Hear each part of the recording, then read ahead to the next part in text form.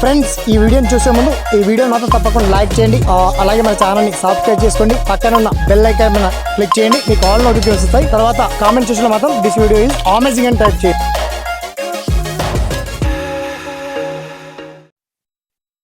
Hi friends, మొత్తానికి ఇవాళ ఈ వీడియోలో మెయిన్ టాపిక్ తెలంగాణ ఫార్మర్స్ కి గుడ్ న్యూస్ అని చెప్పొచ్చు.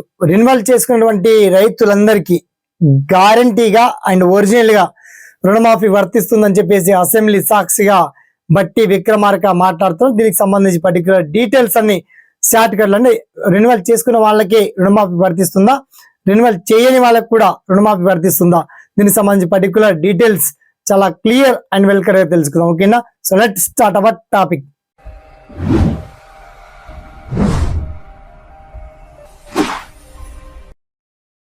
రెన్యువల్ చేస్తేనే రుణమాఫీ వర్తిస్తుందా?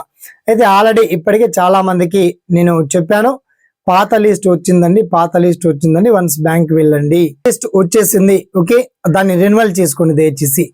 ఆల్రెడీ రుణమాఫీ రెన్యువల్ చేసినా చేయకుండా రెన్యువల్ చేసినటువంటి వాళ్ళందరికీ మాత్రం ఫస్ట్ ప్రిఫరెన్స్ ఇస్తున్నాం. మొత్తానికి 2 లక్షల అక్షరాల 2 లక్షల రూపాయలు రెన్యువల్ చేయడానికి ప్రభుత్వం సిద్ధంగా ఉంది.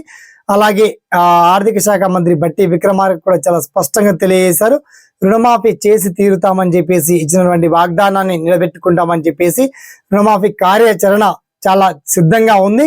దీనికి సంబంధించి మీకు ఎటువంటి డౌట్స్, సలహాలు, సందేహాలున్నా మీ ఒపీనియన్ వన్స్ కామెంట్ సెక్షన్లో గురించి చేయండి. మొత్తానికి రుణమాఫీ సంబంధించి రెన్యువల్ చేసినటువంటి వాళ్ళందరికీ రుణమాఫీ అని చెప్పి చాలా స్పష్టం చేశారు.